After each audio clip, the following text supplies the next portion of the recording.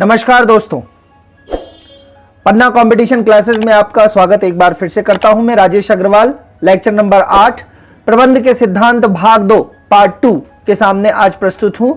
यह बहुत ही important portion चल रहा है अपना मैनेजमेंट की थ्योरी का। इसे जितना अच्छा पढ़ेंगे उतने प्रकार के आप क्वेश्चन लगाने में सक्षम रहेंगे और परीक्षा के लिहाज से बहुत ज़्यादा इंपॉर्टेंट पोर्शन है। प्रबंध के सिद्धांत भाग 2 में आज हम सिद्धांत नंबर 3 की बात करेंगे। इसके पहले हम 2 सिद्धांत पढ़ चुके हैं। पहला जो है इकोनॉमिक सिद्धांत पढ़ चुके हैं। क्लासिकल थ्योरी में ही पहला सिद्धांत था कि अगर किसी जो मजदूर हैं उनको आर्थिक लाभ दिया जाए तो वो काम करने के लिए उत्साहित होंगे।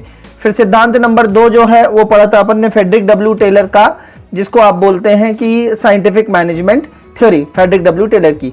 आज सिद्धांत नंबर 3 पढ़ना है, जिसको बोलते हैं प्रशासनिक सिद्धांत या एडमिनिस्ट्रेटिव थ्योरी। प्रशासन का मतलब होता है एडमिनिस्ट्रेशन, तो एडमिनिस्ट्रेटिव थ्योरी बहुत ज्यादा इंपॉर्टेंट है। हेनरी फेयोल ने जो ये प्रशासनिक सिद्धांत दिया था, हेनरी फेयोल जो स्वयं एक प्रबंधक थे, ये खुद एक मैनेजर थे, ने इस सिद्धांत का प्रतिपादन किया और इन्हें जनरली बोलते हैं फेयोल्स 14 प्रिंसिपल। 14 प्रिंसिपल हैं, तो फेयोल 14 प्रिंसिपल में उन्होंने प्रबंध का प्रशासनिक दृष्टिकोण बताया है। ये 14 सिद्धांत जो हैं ये निम्नलिखित हैं, ठीक है। ये बहुत अच्छे से पढ़ना है आपको। 14 सिद्धांत जो है ये निम्नलिखित हैं। पहला है डिवीजन ऑफ वर्क। पहला है D stands for division of work. इसका मतलब है कार्य का विभाजन, अर्थात कर्मचारी की योग्यता के अनुसार उसे काम दिया जाना चाहिए और उसके साथ उसकी योग्यता के साथ न्याय करना चाहिए, है ना। कर्मचारियों में यदि कार्य का विभाजन सही होगा तो वे अपने हिसाब से खुश रहेंगे और कार्य का उत्पादन अच्छे से कर पाएंगे। तो division of work stands for D. A है ना, 14 प्रिंसिपल में दूसरा है ए मतलब अथॉरिटी। अथॉरिटी एंड रिस्पॉन्सिबिलिटी, अगर मैं बोलूं तो authority and responsibility comes together. अधिकार तथा दायित्व एक साथ आते हैं। कैसे? यदि कोई कलेक्टर बनेगा तो उसको अधिकार मिला है कलेक्ट्री झाड़ने का और उसका दायित्व भी क्या हो जाएगा, पूरे जिले को संभालने का, ठीक है। तो जो अच्छा बुरा होगा वो सब कलेक्टर के ऊपर आएगा। तो एक ही सिक्के के दो पहलू हैं, two facets of a coin. Authority and responsibility comes together, ये दोनों एक साथ आते हैं, कोई भी चीज अकेली नहीं आती है। यदि आपको अधिकार मिला है तो आपको उसकी जिम्मेदारी भी निभानी पड़ेगी, ठीक है। सो ए।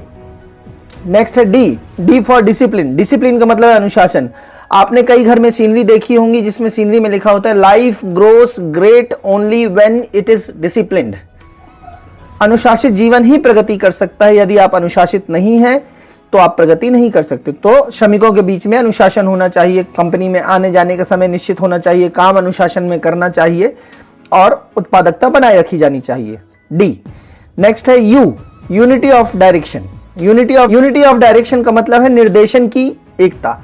जो बॉस द्वारा डायरेक्शन दिया जाएगा उसमें एकता रहनी चाहिए, अर्थात अलग अलग जगह से जो आपको डायरेक्शंस मिल रहे हैं वो सभी डायरेक्शंस जो है वो उद्देश्य की पूर्ति की ओर जाने चाहिए, है ना। मान लीजिए किसी ने कुछ कहा, किसी बॉस ने कुछ कहा, तो पहली बात तो कई सारे बॉस के द्वारा कहा नहीं जाना चाहिए, लेकिन अगर अलग अलग डिपार्टमेंट से कुछ काम होते हैं तो सारे के सारे काम जो है वो कंपनी के उद्देश्य की पूर्ति की ओर जाने चाहिए। इसे बोलते हैं यूनिटी ऑफ डायरेक्शन या निर्देशन की एकता। नेक्स्ट 14 में से नेक्स्ट है 5वां टी का मतलब है टेन्योर, स्टेबिलिटी। नेक्स्ट है T stands for stability of tenure. Tenure का मतलब होता है कार्यकाल। जो आप कार्य करते हैं, जो जॉब करते हैं, सरकारी करते हैं तो 60, 62, 65 साल जो भी रहता है तो वो कार्यकाल का रहता है। तो स्टेबिलिटी ऑफ टेन्योर, कार्यकाल की सुरक्षा। लोग सरकारी जॉब में क्यों जाना चाहते हैं? क्योंकि वहां कार्यकाल की सुरक्षा है, स्थायित्व है, ठीक है। तो अगर यही चीज प्राइवेट कंपनी में भी कर दी जाए कि आपको इस कंपनी से किसी भी कीमत पे निकाला नहीं जाएगा, चाहे कोरोना आ जाए, चाहे कंपनी लॉस में चले, लेकिन आपको सैलरी बराबर मिलती रहेगी, तो जैसे ही कर्मचारियों में स्थायित्व का भाव आएगा, स्टेबिलिटी का भाव आएगा, उनका फ्यूचर सुरक्षित होने का भाव आएगा, तो उनका कंपनी के प्रति समर्पण ज्यादा हो जाएगा। ये बहुत इंपॉर्टेंट चीज है, स्टेबिलिटी ऑफ टेन्योर। नेक्स्ट है आई का मतलब है इंटरेस्ट। इंटरेस्ट कैसा? Subordination of individual interest to general interest, अर्थात सबऑर्डिनेशन मतलब दबा देना। व्यक्तिगत के स्थान पर सामान्य या कंपनी के हित को प्राथमिकता दी जाएगी। मतलब यदि कहीं आपका व्यक्तिगत हित नहीं होता है और कंपनी का व्यक्तिगत हित होता है, तो कंपनी के लिए आपको काम करना है, ना कि अपने व्यक्तिगत हित के लिए। यदि कंपनी अच्छा करेगी तो आप अच्छा करेंगे, है ना। यदि देश रहेगा तो आप रहेंगे, यदि देश नहीं रहेगा, यदि कंपनी नहीं रहेगी तो आप भी नहीं रहेंगे। तो व्यक्तिगत के स्थान पर हमेशा कंपनी के हित के लिए काम करेंगे तो आपके लिए भी अच्छा रहेगा, ठीक है। नेक्स्ट है ई फॉर इक्वालिटी। इक्वालिटी मतलब समता।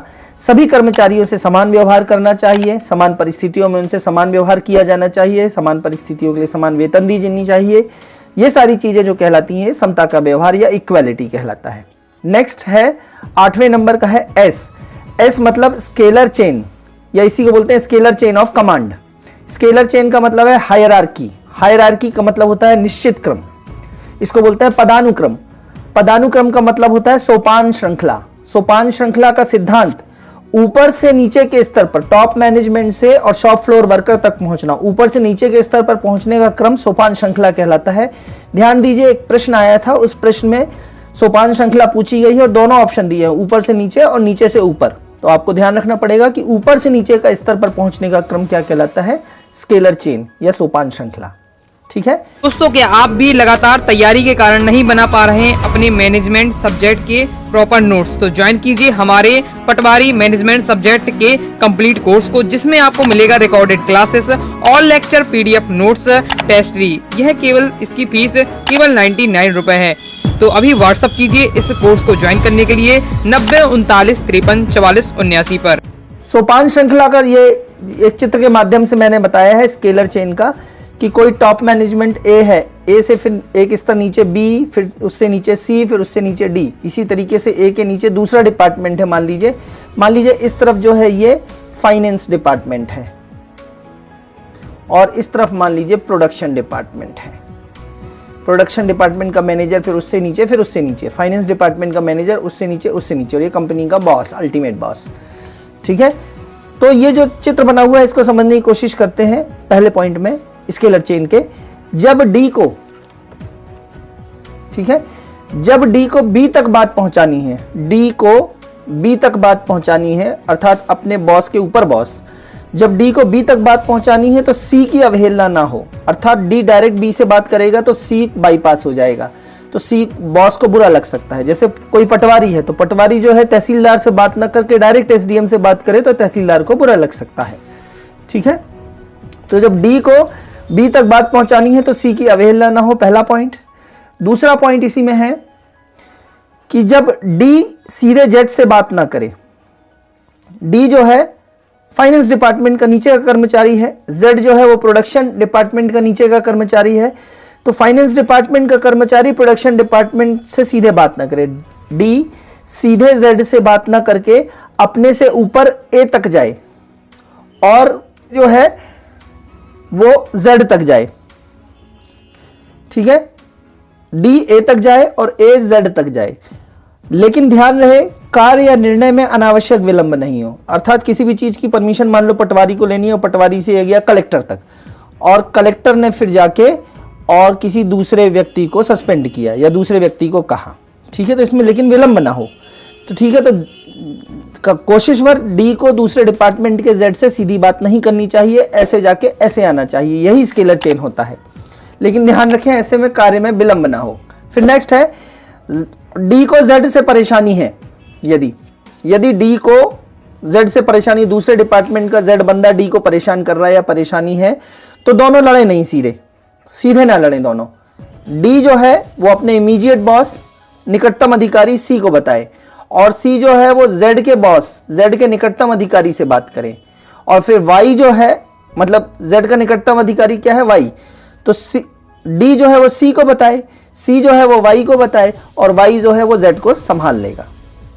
तो डी को जेड से परेशानी है तो सीधे ना लड़े वो, डी सी को बताए, सी उसके बॉस से बात करे, जेड के बॉस से, और जो वाई जो है वो जेड को अपने आप संभाल लेगा। और जेड, वाई कौन है, जेड का निकटतम अधिकारी। तो इस तरीके से जाना उचित होता है, इसी में मैनेजमेंट संभला रहता है, ठीक है। अब इसमें एक थोड़ा सा अपवाद जैसा है कि समतल संप्रेषण, ये जो डॉटेड लाइन मैंने बनाई है यहाँ पे, ये डॉटेड लाइन, ये जो डॉटेड लाइन यहाँ पे बनाई है मैंने, वो ये डॉटेड लाइन है, ये वाली डॉटेड लाइन है, ठीक है। तो ये डॉटेड लाइन जो है इसी को बोलते हैं गैंग प्लैंक। इसको क्या बोलते हैं?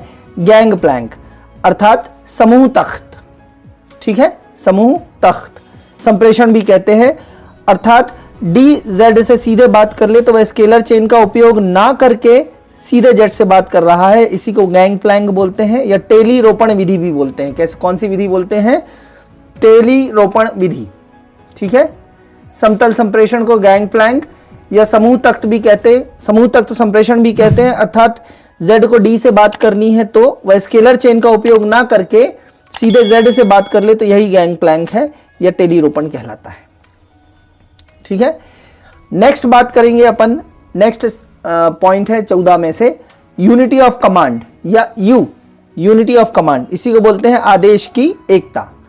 आदेश की एकता, यूनिटी ऑफ कमांड। एक ही समय में एक कर्मचारी को एक से अधिक बॉस या मालिक से आदेश नहीं मिलना चाहिए। यदि एक से अधिक बॉस से आदेश मिलेगा तो वह भ्रमित हो जाएगा, है ना। आपको पापा बोले ये कर लो, मम्मी बोले ये कर लो, बड़े भैया बोले ये कर लो, तो आप कंफ्यूज हो जाएंगी, करें तो क्या करें पहले। ठीक है, तो इसी को बोलते हैं आदेश। तो एक ही समय में एक कर्मचारी को एक से अधिक बॉस से आदेश नहीं मिलना चाहिए, that is called unity of command. Next बात करेंगे सी स्टैंड्स फॉर सेंट्रलाइजेशन या केंद्रीकरण। निर्णय लेने के अधिकार में जो कंपनी का टॉप मैनेजमेंट या मिडिल मैनेजमेंट है वो केंद्रीकृत ना हो, अर्थात ऊपर ही ऊपर निर्णय ना ले ले, बल्कि एमबीओ मतलब management by objective. Management by objective को अपन ने क्या कहा था? बॉटम टू टॉप अप्रोच भी होना चाहिए। पढ़ चुके हैं, पूरा डिटेल बता चुका हूं। तो निर्णय लेने में केंद्रीकरण की जगह विकेंद्रीकरण का उपयोग किया जाना चाहिए, डिसेंट्रलाइजेशन का उपयोग किया जाना चाहिए। नेक्स्ट है रेम्यूनरेशन। रेम्यूनरेशन का मतलब होता है पारिश्रमिक, अर्थात जो आप काम कर रहे हैं, श्रमिक कंपनी में जो काम कर रहे हैं उनका वेतन मिलना, दैट इज कॉल्ड रेम्यूनरेशन। उचित समय पर होना चाहिए। ऐसा नहीं है कि महीना खत्म हुआ और अगले महीने की 15 तारीख तक वेतन आ रही है। कई कंपनियां तो मैंने ऐसी देखी है कि यदि 30 तारीख या 31 तारीख को छुट्टी है तो वेतन 29 तारीख को ही आ जाती है। इतनी डिसिप्लिन्ड कंपनी होती है वो। ठीक है, तो उचित समय पर पारिश्रमिक मिलना चाहिए। दूसरा, महिला और पुरुष समान कार्य के लिए समान वेतन मिलना चाहिए। ये अपने इसमें भी संविधान में भी इस चीज का वर्णन है, समान कार्य के लिए समान वेतन महिला और पुरुष को मिलना चाहिए। ठीक है, तो ये कहलाता है रेम्यूनरेशन। इसमें 2 पॉइंट है ये। फिर नेक्स्ट है ऑर्डर। ऑर्डर का मतलब यहाँ आदेश नहीं है, ऑर्डर का मतलब क्रम से है। व्यवस्था का सिद्धांत। व्यवस्था का सिद्धांत क्या कहता है? व्यवस्था का सिद्धांत कहता है कि काम करने का या वस्तु को रखने का ऑर्डर जो है वो सही क्रम में होना चाहिए। फॉर एग्जाम्पल, आपके घर में सबसे नीचे के पोर्शन में, मान लीजिए 3 मंजिला घर है आपका, तो 3 मंजिला घर में सबसे नीचे के पोर्शन में सोने का कमरा बना दें। दूसरे वाले ऊपर फर्स्ट फ्लोर में जो है वो आप छत जैसा कुछ बना दें, और थर्ड फ्लोर में जो है आप किचन बना दें। तो ये बहुत मुश्किल वाली बात हो जाएगी। इसी तरीके से कंपनी में व्यवस्था का सिद्धांत क्या होता है कि जैसे कच्चे माल का गोदाम है, तो कच्चे माल का गोदाम जो है वो जो कंपनी का एंट्री गेट है, एंट्री गेट के पास ही गोदाम का रूम होना चाहिए। उत्पादन कक्ष कच्चे माल के बगल में होना चाहिए। ऐसा नहीं कंपनी के एक कोने में कच्चा माल है और कंपनी के दूसरे कोने में उत्पादन कक्ष है, तो यहाँ से यहाँ ले जाने में ही ट्रांसपोर्टेशन कॉस्ट लग जाएगी। ठीक है, और स्टोर कक्ष जो तैयार माल है उसको स्टोर करने का कक्ष उत्पादन कक्ष के बगल में होना चाहिए। तो ये व्यवस्था का सिद्धांत होता है, सही व्यवस्था में चीज़ों को अरेंज करना कंपनी के अंदर, ये कहलाता है ऑर्डर। नेक्स्ट 13वें नंबर का जो पॉइंट है 14 प्रिंसिपल, फ्योल 14 प्रिंसिपल में, वो है इनिशिएटिव। इनिशिएटिव का मतलब है पहल करना, किसी भी काम के लिए पहल करना या स्टार्ट करना। तो स्टार्ट का एस लिया है मैंने यहाँ पे, एस है ना। तो किसी भी काम के लिए पहल करने के लिए श्रमिकों को प्रोत्साहित किया जाना चाहिए। कोई नया थॉट आता है, कोई नया विचार आता है, कोई काम करना है, तो उसमें आगे होने के लिए, प्रोएक्टिव होने के लिए कर्मचारियों या श्रमिकों को प्रोत्साहित किया जाना चाहिए। ये कहलाता है इनिशिएटिव। और लास्ट 14 प्रिंसिपल का लास्ट पॉइंट है एस्पिरिट दे कॉर्प्स। एस्पिरिट दे कॉर्प्स का मतलब है समूह भावना। ये फ्रेंच वर्ड है, स्पिरिट रखना बोलते हैं, कीप द स्पिरिट। तो एस्पिरिट दे कॉर्प्स का मतलब है समूह भावना होनी चाहिए, अर्थात कर्मचारियों में आपस में टकराव नहीं होना चाहिए, उनके ईगो आपस में नहीं टकराने चाहिए। और आगे मैं आपको बताऊंगा 2 तरीके के मैनेजर्स होते हैं, लाइन मैनेजर्स और स्टाफ मैनेजर्स। तो लाइन मैनेजर्स जो होते हैं वो जनरल मैनेजर जैसे होते हैं, और स्टाफ मैनेजर जो होते हैं वो स्पेशलाइज्ड मैनेजर होते हैं। सपोज प्रोडक्शन डिपार्टमेंट का मैनेजर है वो स्टाफ मैनेजर है, लेकिन जनरल मैनेजर जो है वो लाइन मैनेजर है। तो लाइन मैनेजर और स्टाफ मैनेजर के बीच बहुत ज़्यादा कॉन्फ्लिक्ट होते हैं, बहुत ज़्यादा टकराव होते हैं, तो वो नहीं होना चाहिए। कर्मचारियों के बीच भी समूह भावना होनी चाहिए, तो इसको बोलते हैं स्पिरिट दे कॉर्प्स, समूह भावना।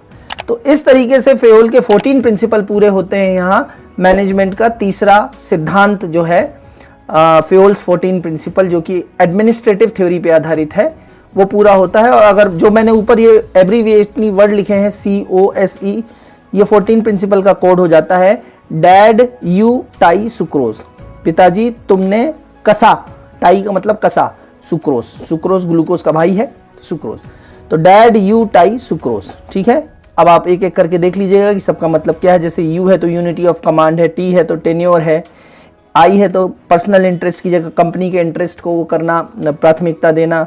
ठीक है, ये स्पिरिट दे कॉर्प्स है ना, इस तरीके से। आर मतलब रेम्यूनरेशंस हैं, तो इसके सबके फॉर्म याद कर लीजिए, डैड यू टाई सुक्रोज, ये 14 है कुल।